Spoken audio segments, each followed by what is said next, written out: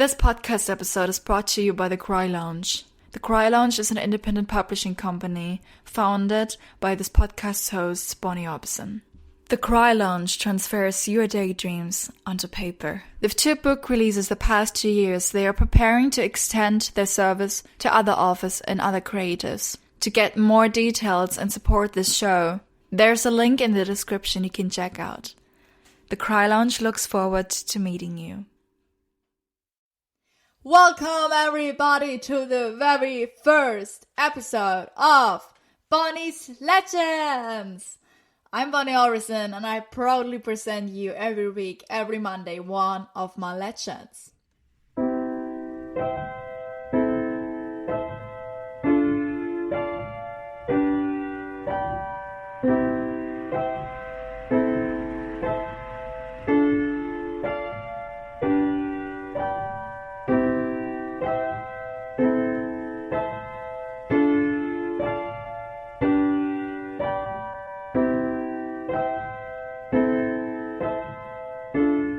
It was a difficult question choosing my first guest because of the amount of people I'd written down on my list.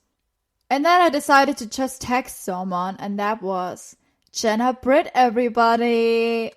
Jannah Britt is a skater, activist, a good cook, and a lovely friend. I spent the fair a lovely hour back in May, and I hope you have fun listening. Because here she is, my first legend, Jannah Britt! Hi! Hey, can you hear me okay? Yeah, I hear you. There we go. We are now connected on Zoom. How are you? I'm very well. How are you? I'm fine too. A little bit excited, but that's okay. Hey, excited is a great thing. It's a positive thing. Yeah. Especially with all that's going on in the world right now. If we can Yeah. still be excited about something, this is important. Thank you for being my first guest. No, thank you. It's an honor. I've been on a couple podcasts before, but I find it very interesting. I love listening to them. So yeah, it's very cool. Thank you. So we know us from Barcelona. Like January 2019 was the first time I was in Barcelona and visited Flow, and I think that was the first time you met us, right? Yeah. Yep, that's the first time I met you. Yeah. Yeah. Interesting. And then I was 2 weeks in Barcelona for my internship, and we met us a lot of With your times brother? there. With who? I said your internship with your brother. Yeah, very interesting, very productive. Yeah, and then Christmas, of course. We spent Christmas together. Yes, exactly. Yeah. Which is lovely, isn't it? Our Yeah. Christmas dinners at YBF, yeah, they're beautiful. Beautiful. Yeah, nice memories. And so I'm so grateful I was there last Christmas, because now we don't know when I can come next time. So Exactly. So you're an activist, skater, strong woman, and you survived 2 months in isolation in Barcelona. That's why you're my legend. There you go, hon. Okay, I will ask you 20 random questions first. Okay, 20 random questions. Go for it. What's your full name? My full name is Jannah Lynn Britt. It was Britt Green. Now it's just Britt again. I never liked my middle name. So yeah, if I could choose another name, I would probably choose like a French middle name. I actually literally have a list of my favorite names, most of them horse names. I'd just probably take those as a middle name, that would work for me. I don't have a middle name. I love middle names and I don't have one. Okay, then we've got to come up with one for you as well. That sounds good, hon. So, when's your birthday? My birthday is the 13 de octubre, which is the 13th of October. Oh, okay. And I have to say, not being biased or trying not to be biased, Okay. I've always been extremely grateful to have been born in October, Yeah. because it's my favorite time of the year, almost everywhere. I love the leaves changing, Yeah. the golden sunlight. It's also kind of right towards the end of the harvest of the grapes, and I used to work in vineyards, and so I love it. Yeah. Sorry, I'm really expanding on each of these answers. That's great. That's great. So, what's your favorite color? Right. My favorite color is a really beautiful shade of blue that's kind of something between a teal and a turquoise. Second, third, fourth, and fifth place would also be other shades of blue. So I'm a blue girl through and through. Yeah. Do you have any pets? I know you have pets. Oh yeah. Okay, hold on. I was thinking you might ask this. How do I turn the camera around? Oh, I just found it. Okay. So I'm gonna show you my little lamb right here. So that is Bella. She is my 6.5-year-old Shar-Pei, and I adopted her when she was not even 2. Okay. So yep, there she is, happy and having her time in the sun. She loves it. Sunbathing. Sunbathing, exactly. And Yeah. actually she's gotten quite blonde in these last few weeks, so it's quite funny. Yeah. She's lovely. Yeah. I met her at Christmas last year, April too. She's lovely. Where are you from? Okay, this is always a tricky question to answer when people ask this, because I was born in America, actually. Okay.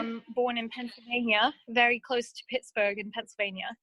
But my parents worked for an international charity, and we traveled a lot.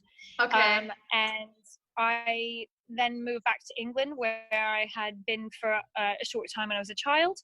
And so I spend most of my life in England. Okay. And I have British citizenship and American citizenship at the moment.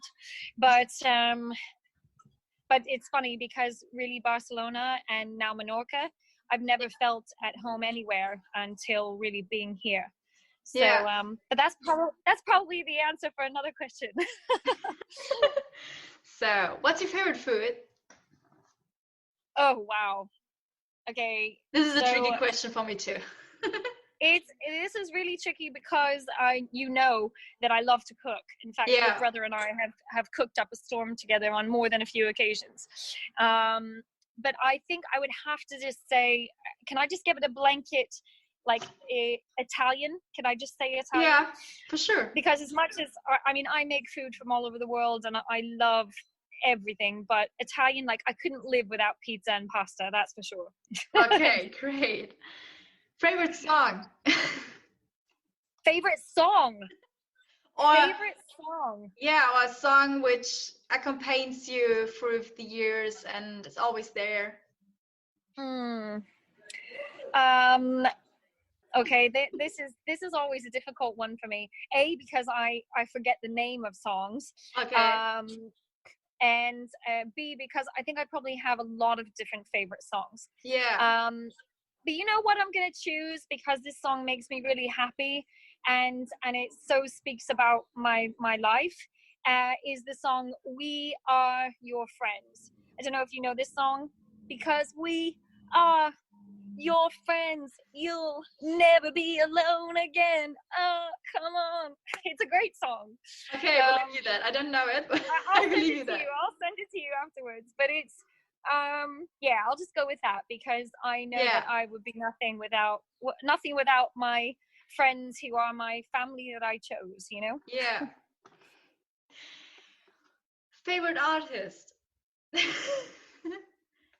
Okay, now this is this is difficult, because it could be anything. Like, obviously I have favorite actors, painters, you name it. But my favorite creator is Picasso, for sure. And it's not even it's obviously just some kind of life force that flows through him, that flows through me, because without even trying, I was doing a lot of the same types of things that he was, without even knowing that he had done them. So he used to work in photography with a light, where he would have a light that he would wave around and put the camera on a long slow shutter speed, and it would make beautiful shapes in the air and things.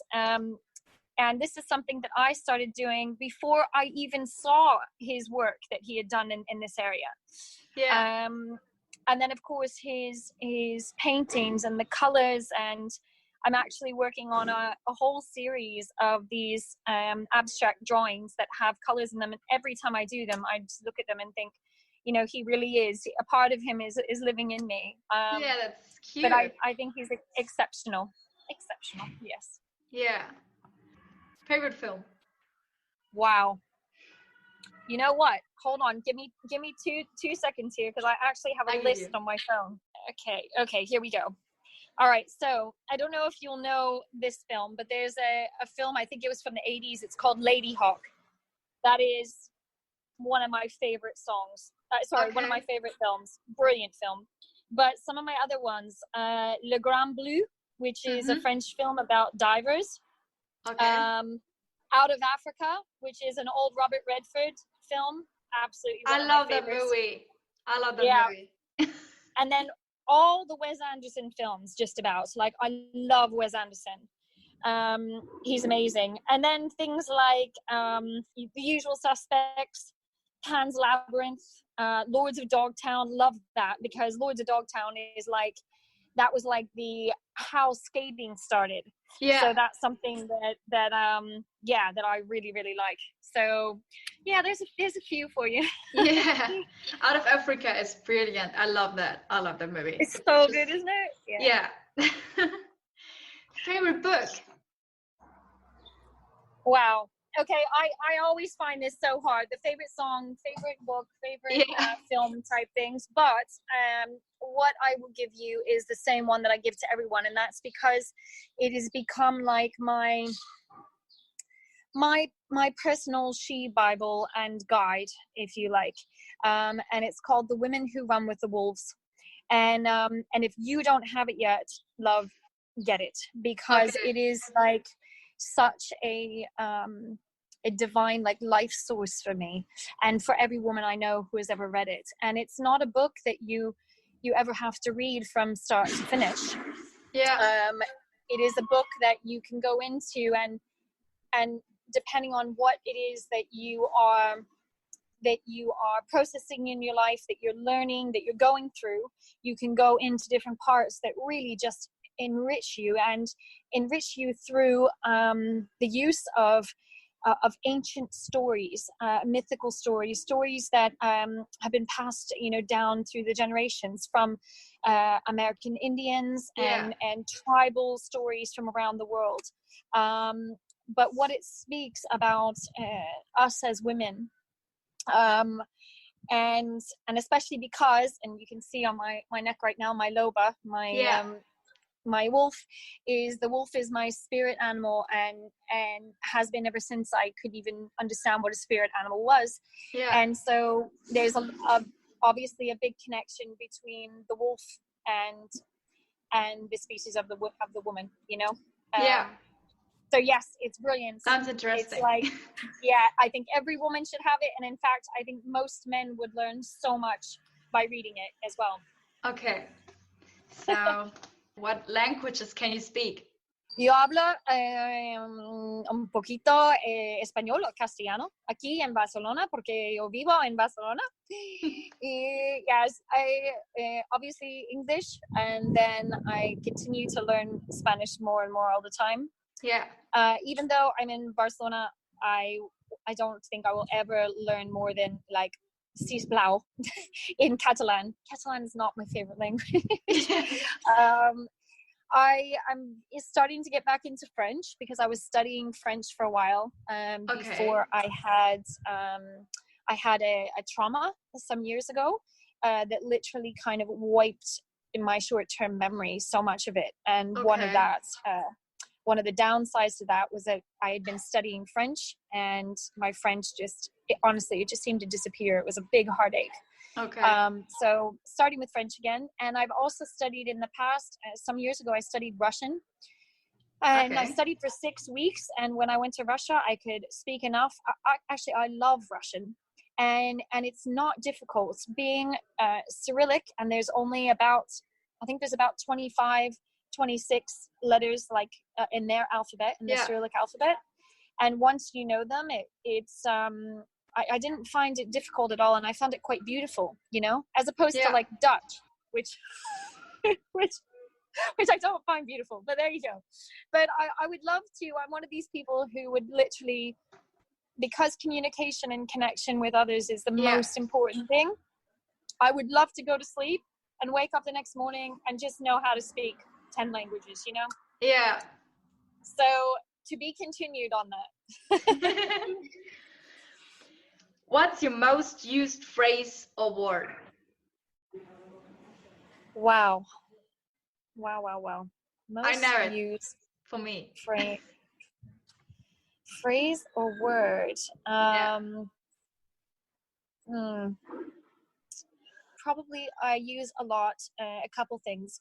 Probably I refer to balance a lot, because balance is so integral to my life. Yeah. In Spanish, it is equilibrio, and I love this word, you know, equality and balance. I use that a lot. And then anytime I'm speaking about spirituality or anything along those lines, it really always comes down to love and light. The love and light that we nurture in us, and the love and light that we then live out through us. Yeah. So I'd probably say those things quite a bit. Yeah. Do you still have any music on vinyl cassettes? Oh, vinyl or cassettes? Yeah. Oh, yeah. Okay, hold on. I'm going to have to take you guys inside for a moment so I can show you. I've only got a few of them, but... okay. Yeah, I just have a few too. Yeah, such a treasure that I still have these. So I'm just going to show you. I've got the Beatles, Rubber Soul. Yeah, that was my dad's. I also have the Beatles, Help. The Beatles. Yeah, and these are like originals, so it's crazy. I also have another one there that's Paul McCartney. Yeah, so yeah, I do have, and I have a few more up of my kind of art studio bits. Yeah. But yes, I love vinyls, and in fact, that's a real priority for me. Is soon I'm gonna get a record player again. Yeah. Because I love it. I love the whole process of setting the needle down. Yeah. And the delicacy and the sound, you know. Yeah, Something I got a record player last Christmas, and I'm so grateful for that. Did you? Yeah, great. because I collected so many vinyls in the last 2 years, and I had to play them one day. Exactly. So are you do you have like a collection of old, like vintage vinyls, or do you have newer albums on vinyl? So my first vinyl was a vinyl by Falco. He's an Austrian singer. I was a huge fan of him earlier. And my best friend got me it. And then I bought like new vinyls from bands who are making vinyls. And my piano teacher gave me last month like a whole package of vinyls from his youth. And I'm like, yes. Really? Yes. That's amazing. That's amazing. What a gift. That's amazing. That's super good. You're gonna have to send me your favorite song by the Austrian one that you're talking about. I will do. Musician. I will do. Do you sing in the shower? Do I sing in the shower? Yeah, sometimes I do. I think even whenever I don't sing, I'm playing music on my phone when I'm showering. Yeah. And kind of moving around, you know, to it. But yeah, I do sing in the shower sometimes. We always sound better in the shower, don't we? Yeah. What's the first thing you do in the morning? Okay, so when I wake up in the morning, and I don't do this every single day, but I try to. I make an effort. I make my bed, and then I lean back across my bed and kind of look back out my windows. I have a huge. If you can see here, we've got like I have really big kind of terrace doors because we live in the Principal flat, so we have really high ceilings. So I kind of stretch over my bed backwards and look out, and I just think of things that I'm grateful for. And I try to start the day doing that because I feel like it really shapes the day a lot. And I can tell when I haven't done that because I don't feel like I'm in the right mind and heart frame. So yeah, that's what I try to start the day doing. That and a good black coffee, you know? Yeah. Who's your legend? My legend. Well, there's a lot. There's a lot of them. It's kind of like, when people ask you, okay, if you had a dream dinner party, who would you invite? Yeah.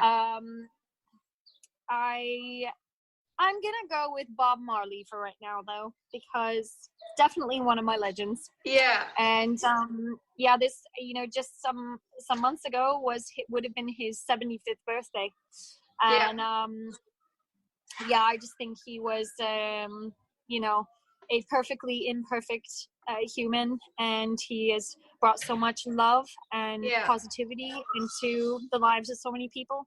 Yeah. I would have liked to have known him, but yeah, that's one of my legends. Great. So let's start now with my topics. So first we talk about your career as an activist. Okay. So I'm interested what kind of activist you are. Well, okay, so basically I think that having parents that were hippies, and my parents, when I was born, they owned a greenhouse and a nursery, like with plants, and that's what they did. So I grew up in an environment that was very much appreciating and enjoying plant life and nature. Yeah. And my parents also worked for an international charity. And so from a very young age, we were traveling around to developing countries around the world. And my eyes were open in a way that none of my peers in school, nobody could understand the things that we had been blessed to see. It was very difficult as well, though, having, being able to see the world is not, when your eyes are open, it's not all, beautiful stars and exactly. And there's a lot of pain, so I had a deep conviction from a young age to stand up for the underdog and for people that couldn't speak for themselves. I helped to start a charity in the UK. We were in the UK, but it was in Uganda.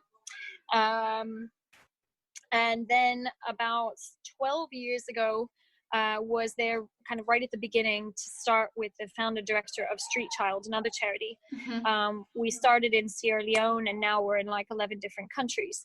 And I tell you all that because it just gives the framework for kind of the combination of that, of all of that, has given me a very deep conviction to stand up for the rights of people who can't even stand up for themselves, and help to open people's eyes to things.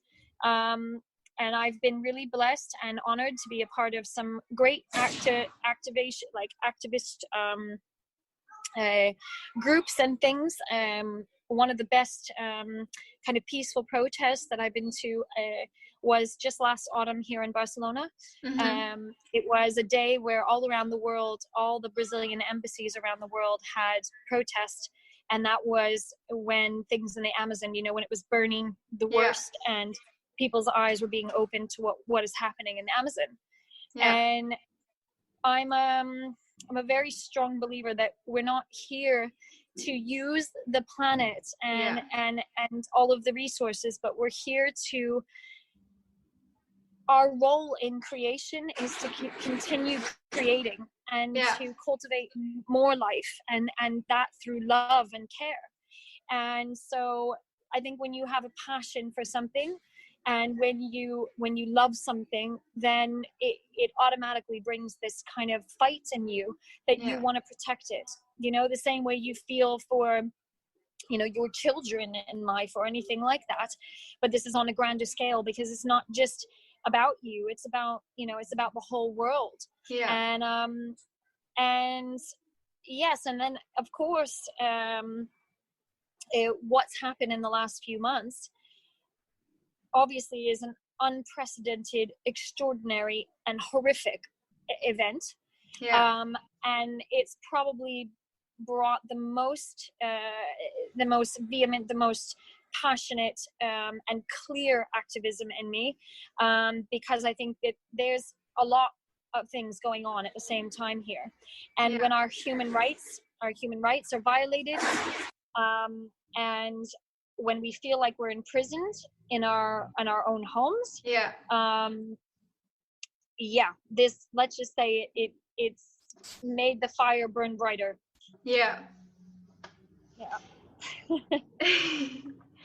So were there like successes or failures in this career, like disappointments where you were like, oh, okay, this happened like I wanted to, or it happened like you wanted to? You mean with protest, with activism, and what it brought about? Well, it's been it's okay. First, I don't like putting like labels on myself or on anybody. I say that I'm an activist because that I have an activist heart, and that's how I've lived out. Like I said, when I'm passionate and I have a conviction about something, then I speak that out. But it's been aside from my jobs and that sort of thing. But I have to say that that every time I've been involved in a protest, in a march, anything, that it's always been positive.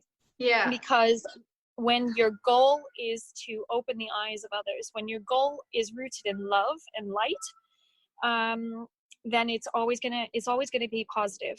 And yes, sometimes you have people that try to kind of ruin that, or whatever, their anger gets the best of them. But I think in every situation, every protest, everything that I've been a part of, it's been by and large very, very life-giving and very very positive. Sounds great. You skating too?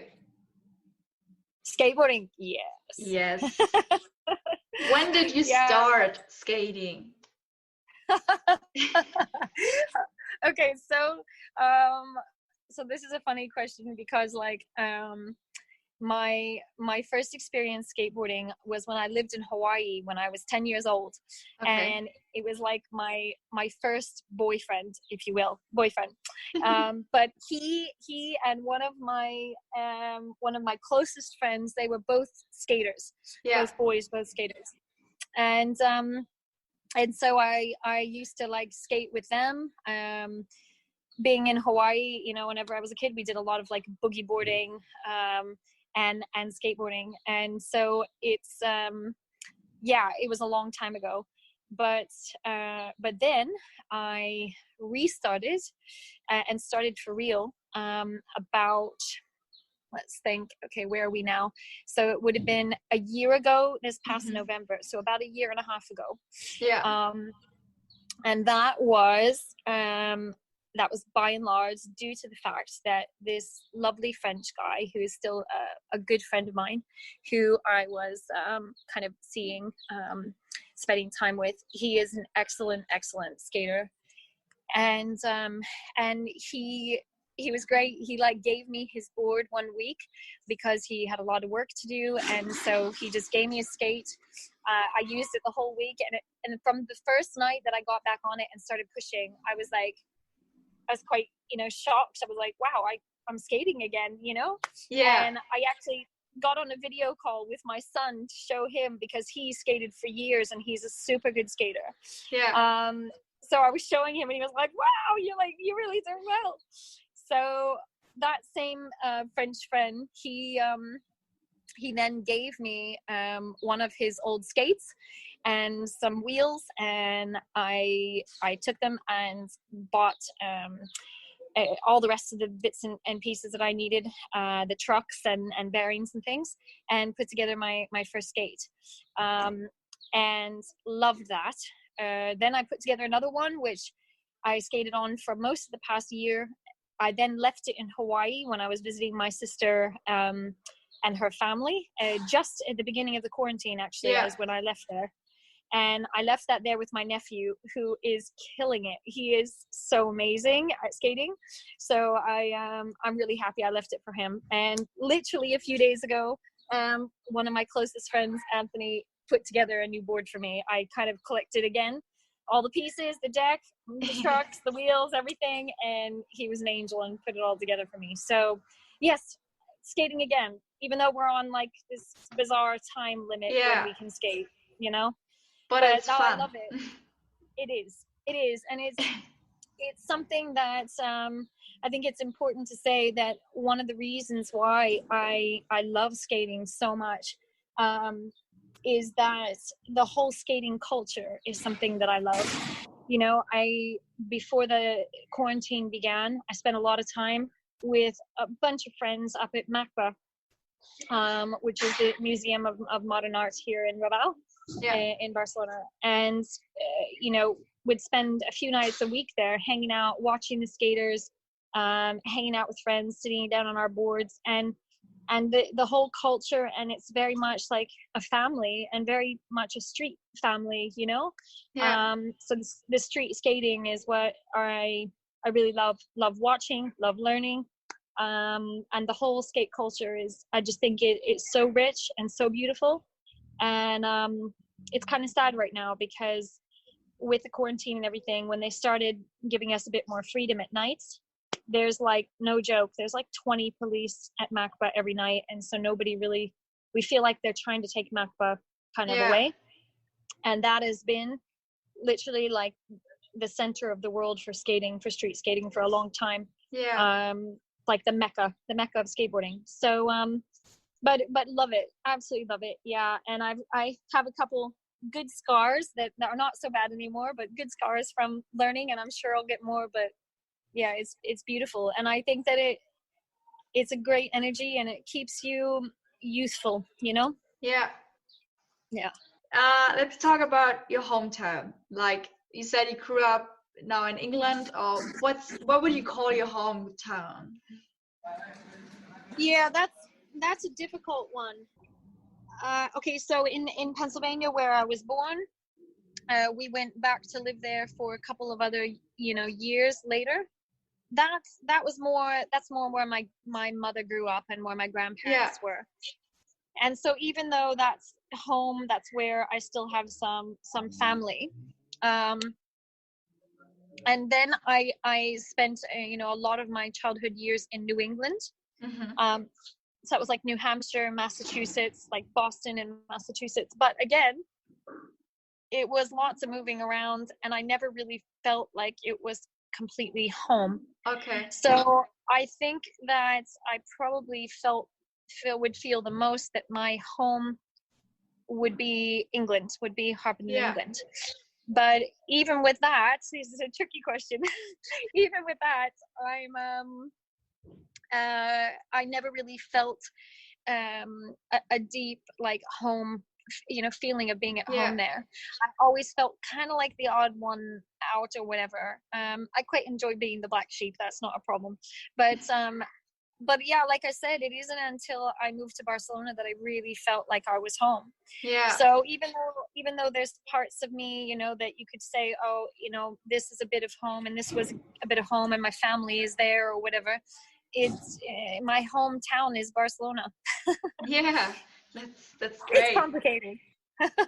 That's okay. But like the home feeling, when I was the first time in Barcelona, I felt so home. I felt that it's just my second home, and I'm grateful that it became like that. I'm so happy that you feel that way, and it's so nice to have you here. So can't wait to have you back again. I can't wait to come back. what are like the advantages and disadvantages of Barcelona The before disadvantages. all this Okay. happened? Before all this happened, Yeah. of course.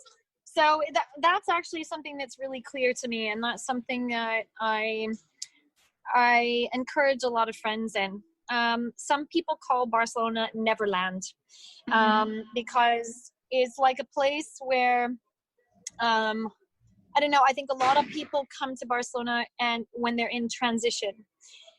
And so it can be a very transitional place, and this can make it hard to build lasting relationships. It can be difficult to build romantic relationships. There's a lot to it. But people come here for a better quality of life. Yeah. And indeed, Barcelona offers that. And Yes. if you remember, I said that my favorite word that I use all the time is balance, that equilibrio. If you are able to keep yourself in a balance, you're able to keep yourself healthy, then I think it is a wonderful place to live. You know, because I think your brother would have told you, and I think I told you, that I bought a little casita, a little house on Menorca. Yeah. And that's so important to me, because as much as I love being here in Raval and being, you know, in the center of the city, I need that balance to be around nature and everything. Yeah. And the thing that happens in Barcelona, so this would be the downside, is that people can become lost here. Yeah. And that is by and large because the fact that a couple of things. One is drugs, okay? And I say that being someone who really loves to smoke weed sometimes. We do get some of the best weed, and I, as a therapist and as a human, I would say that there are so many advantages, you know, to good weed. But again, people can lose themselves and go deep into that, but then go into a lot of other drugs. And I have a lot of friends who have gotten very lost in the world of drugs here, and it can ruin somebody's life. Also, you know, being like, you get a lot of skaters here who just kind of survive hand to mouth every day, and it's very difficult to find good quality jobs. So people that work here, I have so many friends that work in like call centers and work in bars and restaurants, which is fine. But I think a lot of people, more so the people in call centers and that sort of thing, they're just not very happy with their work. And so that can, you know, that can definitely affect people sometimes.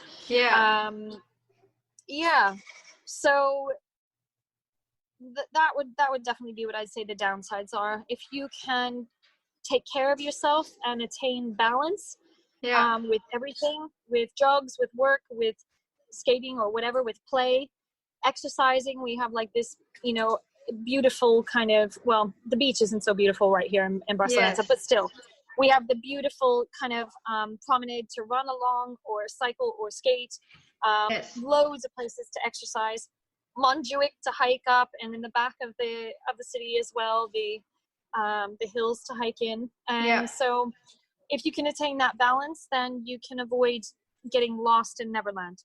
Yes. You already said it. You have a bed and breakfast in Menorca. Oh, yes. Yeah. How did you get this idea? Because this is a lovely idea. Okay, so the actual house in Menorca, or the bed and breakfast idea, or both? Both. Okay. So first, what brought me there was that I have a dear friend who, she and her partner have had a second home in Ibiza for a long time. Yes. And I've been very blessed to spend some time with them there 5 or 6 times. And I love Ibiza. There's a lot that I love about it, but she knows me. She knows that I am very, very much into nature. I'm not this person who likes to go to, you know, all these clubs and anything like this. And that I love connection and community. And so she said to me some years ago, you should really go to Menorca. You have to visit because you're going to love it. And one of the things that I love so much about Ibiza, that was where I started doing some cliff jumping into the sea. And she said, beautiful places to cliff jump in Menorca as well. So then fast forward to me living in Barcelona, and one of my close friends, Roman, he owns a cool little bar here in Poblsec. He's from Menorca. He started letting, like, you know, in my ear, yeah, Jannah, you really need to go to Menorca. So funny that you would ask this, because I'm serious. I think it's like literally a year ago this week was the first time that I was in Menorca, and I fell completely in love with it. The nature, the green, the beautiful walks, the amazing beaches and calas. It's totally different from anything anywhere else that I've ever seen. And of course, the cliff jumps into the sea. And I met in Immobiliaria a lovely woman called Bruna. She's become a friend of mine, and she is just, she's wonderful. She's from Italy, and she's lived in Menorca for a long time. She helped me with my search for looking for a little house. And it was crazy because it ended up being the first place that she sent me that I just had a really clear, good feeling and connection with it from the beginning. Yes. And in November, I was there. So I was there last August with girlfriends and with my daughter. They all loved it. And then I was back in November with a friend of mine, and we went to see the house. And shortly after that, I put an offer on it. Yes. And I was so blessed because I got this beautiful little casita. You know, it's small, but I'm at the moment, I have my architect just finished the drawings, and I'm going to extend it a little bit. It's just going to be a couple of bedrooms in the house. Mm-hmm. But I always wanted to, I have quite a connection with like old tribes, especially American Indian. Yes. And so I found these beautiful, they're like a cross between a yurt and a tent to put in the garden, a few of them. And those will come from England. And I always wanted to do that because more than anything in life, I enjoy taking care of other people. And I love cooking food for other people and making a beautiful space with a good energy for other people. Yes. And of course, for me, that fills my heart. And so it's something I wanted to do for a long time. And so when I found this place, it's amazing. It has a swimming pool, which also needs work, but it has literally everything that I ever dreamed of. It has loads of olive trees, lemon trees, fig trees, hibiscus. And the blessing of this is that I was able to buy it because a year and a bit ago, or no, maybe a year ago, I sold my house in England. Yes. And it was a house that I like designed and sourced everything for, every tiny last bit for, and really put my hearts and passions into that, and was super grateful that, you know, that my ex-partner and I sold that before all of this happened. Yeah. And yes, and then with the little house, I was super blessed as well because I got it for an even lower amount than it was on the market for, but I still gave a very fair price that they were very happy with to the most lovely older woman, and her even more, how should I say, not older, more experienced and more beautiful and more rich. So that's what I should say. Just rich in their beauty and in their experience, but the most beautiful two women, a mother and daughter, and they were so happy that I was the one that got it. Yeah, so the idea is to set it up as a haven in nature where people can come to heal and to have peace. Because of the whole deal right now with what's happening, because we don't know when travel and tourism will be, when this will be, possible. Yeah. My first priority is to make it my home. After that, my second priority is that I'm going to make brunch there in my garden, which will be super romantic, super beautiful. But I'll make brunch there on the weekends because I have some friends in Menorca who told me when I told them I wanted to do this, they were like, Jannah, that's amazing because there's nowhere to get brunch here. I'm going to make brunch there. And then Also, a link to that is that I have friends who own restaurants and have like vineyards and things there. Yeah. And so I am going to do lots of partnerships with friends and make new friends and make a community there, you know, where I can do like Tai Chi classes in the garden and do wine tastings in the garden and cooking classes and have my friend's chef come and make dinner for just a few people in the garden, you know, do things like this that link together community and individuals, because I think that is the most important thing in life. Those relationships, those connections, and the beauty in life that comes out of them. And I think that with the way the world is going to change, that's going to have even more meaning and even more importance, you know? Yes. So sorry, that was a long-winded answer, but no, it sounds so lovely. It sounds like your paradise. Like, I want to go there. Honey, you're totally welcome. I can't wait to have you.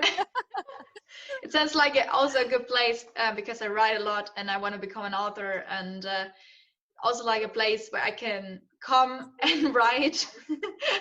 Yeah, exactly. I mean, and it would be a perfect place for you to come and write, because it is peaceful. It sounds so peaceful.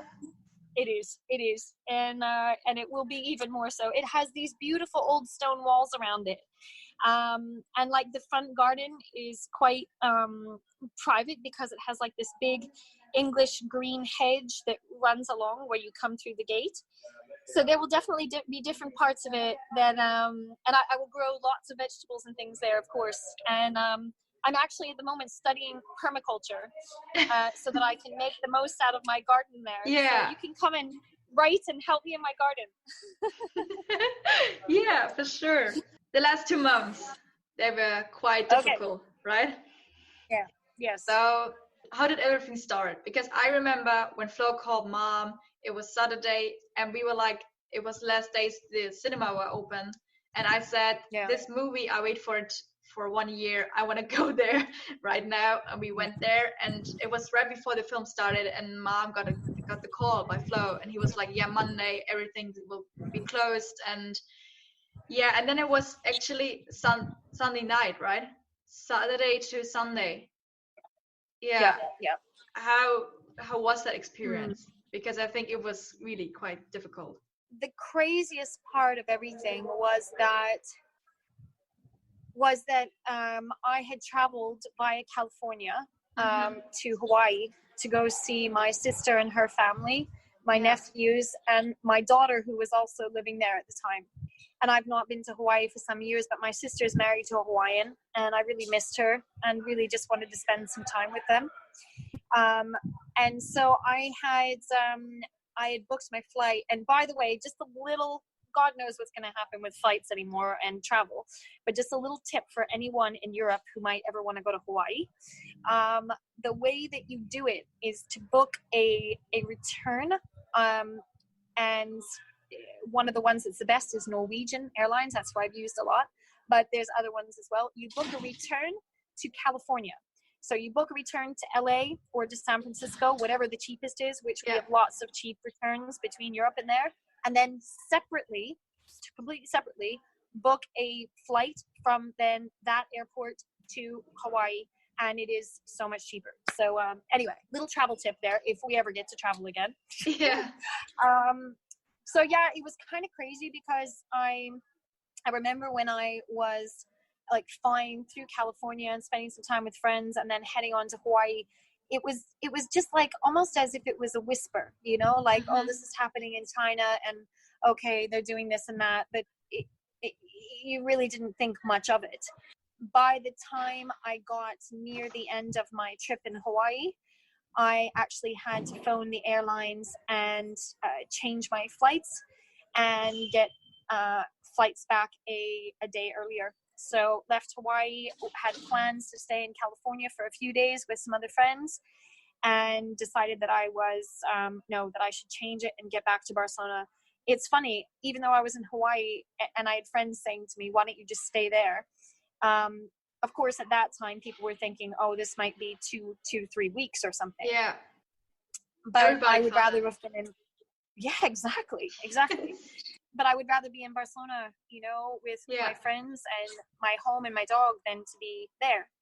And it's crazy. I actually, when I was in California, I thought I might get stuck in California. Yeah, a very dear person in my life, Ace Pelka, who is an amazing skateboarder. You should look him up on Instagram and stuff. One of the many very talented skaters that I know. I will do. Well, Ace has a grandmother that I just adore. And I told him actually afterwards, like, I was thinking, what in the world do I do if I get stuck here? And I was like ready to call her and just go out to her place. She lives in kind of this area of California where there's lots of vineyards and it's very, you know, quiet, and she gardens a lot. And I just thought, that's the person I want to spend this time with, however long it will be. So I kind of had this in my head, like, panicking, like, okay, if I have to do something, there we go. But I made it back to Barcelona, and literally like the day before they shut the airport completely. Yeah. When I arrived back into Barcelona, into the airport, it was very strange. I think we were the only flight that morning. There might have been one other that landed, and it was like coming through a ghost town, obviously. Mm-hmm. And thankfully, the Aerobuses, which you know, the Aerobuses were still running, and got back into the city. And it was raining, and I was walking back from Universitat, one of the bus stops, and it was really strange. The first couple weeks, there was a lot of kind of like, okay, you know, this is going to be a couple weeks and it's going to blow over. So I remember like my flatmates and I was very blessed because I live with friends. It's my flat, I rent it, and then I have some friends that live here with me. And so I was really blessed to have friends, you know, around me, where some of my friends I know were very much alone.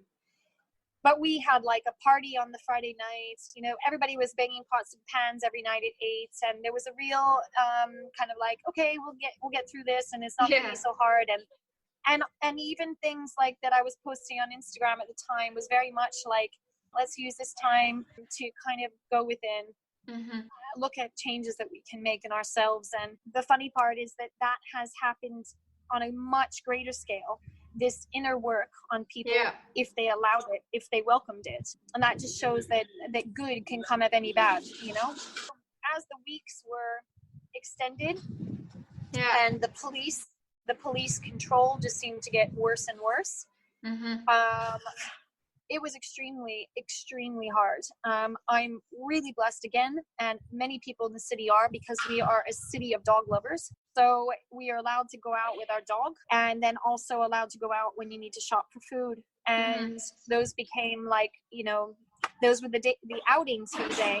And it was exciting, you know, to kind of be able to get out and get that fresh air, and also try to make the most of the time that, you know, we had. I don't know if you're going to ask anything about that. I don't want to overlap questions just here. Talk. Yeah. Okay. But one of the things that I did was, and there's a lot that I really worked on inside and outside, you know, during this time. But one of the things I did is, because I love plants, I told you when I was born into this, you know, family of plant lovers. I went online. A friend of mine gave me this website, and I ordered a bunch of organic seeds, herbs and lettuces and vegetables and all sorts. And I started, like you can see here behind me. Yeah.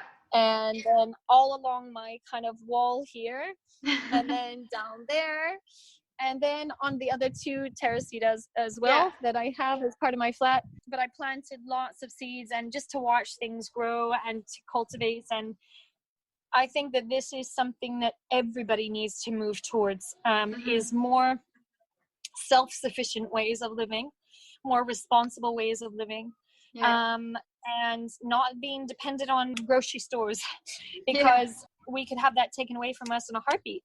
It's been very difficult. And 2 days before they were allowing these more freedom, where we had time in the morning early, time in the night late, where we could go out and exercise. And I was just I was walking my dog, and one of my very close friends that's been living here during the quarantine with us, we just needed to get you know, some green. We just hadn't seen green for so long. And we went up just to a very low bit of Montjuic. You know, Montjuic is very tall and there's all different levels of it. But we were literally at the bottom bit of it where there's like, you know, a bit of green for Bella to run around. And we had a run-in with the police, and I actually had to, you know, ask the police because I was quite upset. I actually asked them if they were human. Because it's been really hard, and the government here, you know, there's like, I don't know, the last time I heard it was like well over 1,000 apparent tickets that were given out to people for disobeying rules, which is, I just think, ridiculous. So it's been super hard here, but every day we do things like right now we're in our sun time. So we have a few hours every day where it's like, okay, we're gonna sit down and listen to music, maybe draw something and enjoy the sun time, and maybe work in the garden a bit. You know, that's so important, you know, so important for the fresh air, for the vitamin D, for the tan. We've all, you know, kept up with like just feeling good, you know. Lots of exercise as well, and you know, I continue to do like yoga and kind of cardio. But also just a couple of days ago I started again with Tai Chi, which I'm just finding just so, it's so centering and so peaceful. It's just, I'm really grateful for it. So, you know, there's always good that can come out of any bad. This situation, which you and I can talk about, you know, another time, I think that that there's been enough science, the virologists and scientists and doctors that have come out with truth, not fear, because fear is exactly the opposite of love. You know, they've come out with truth, and I really, from the beginning, believed that this was something that was being blown way out of proportion, and that it was being used for different agendas. And I still believe that, and believe it even more strongly. I think it's crazy as well to keep people in quarantine. I completely and utterly disagree with it, because the more that you're inside, the more your immune system goes down. And also, what keeps us the most healthy, our immune system, our mental health, everything, is our connection with other people. And I think this is something that they were trying to cut off as well. In addition to that, a huge part of it is I've been seeing friends around me, and you know Barcelona, it is focused, like so many places in the world, it's focused on tourism. So much here is small business. You know, individual restaurants, cafes, bars. And I've seen my friends' businesses crumble, and just seen this crushing their lives. And that has been the hardest part for me, is to know that our city won't be the same after this. That people, and no help from the government. You know, the government has done such a minuscule amount to actually help, and they make it so difficult to get that help. So it does nothing. It's a drop in a bucket, you know, of what people actually need here. God knows what's going to happen with the economy, and you know, we're all just kind of living one day at a time. And but it's been crazy. It's been really crazy. But actually, you know what? I was going to tell you, just a week ago today, I got to see your brother and Luna for the first time, and it was so wonderful to see them. Anthony and I went and walked to the beach with them, and it was so good to see friends. Yes, I believe that. Even here we have like more freedom. We have like really not really, we have no really, they're not taking away our freedom. That would be better for some people to experience that.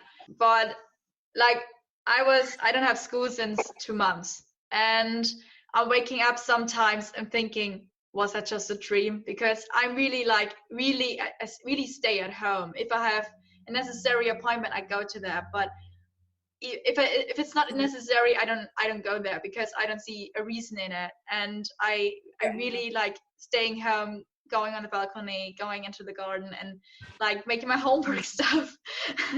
But it's crazy. Life comes out of death, you know? And good comes out of bad. I think that this is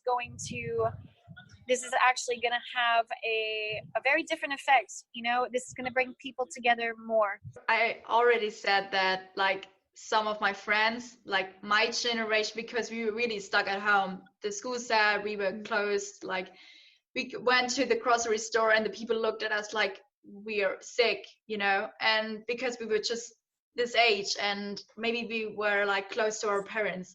And I think not right after this all ends, but I think after my generation, like the generations after me, we will take the freedom a little bit more grateful, and we will respect each other more and accept each other more, because there was so much hate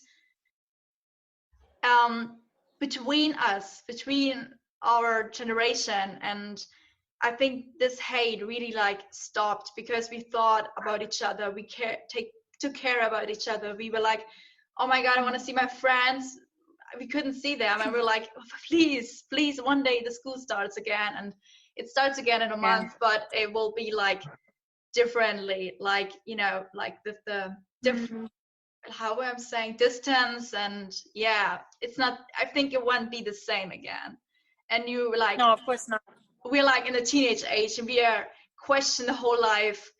The father situation too. So this the situation, we are questioning the life more and more, and we're like thinking, oh, should I do like the A levels? Should I do that? Or it's just Well, like I said, you know, it's made a lot of people stop and really think about what's important. And I think the sad part is that, you know, you see that, like, reports that came out a few weeks ago, that in the first 6 weeks, I believe it was, the richest 100 people in the world had made another $288 billion. And that was while, you know, all of these people around us, you know, are losing their businesses.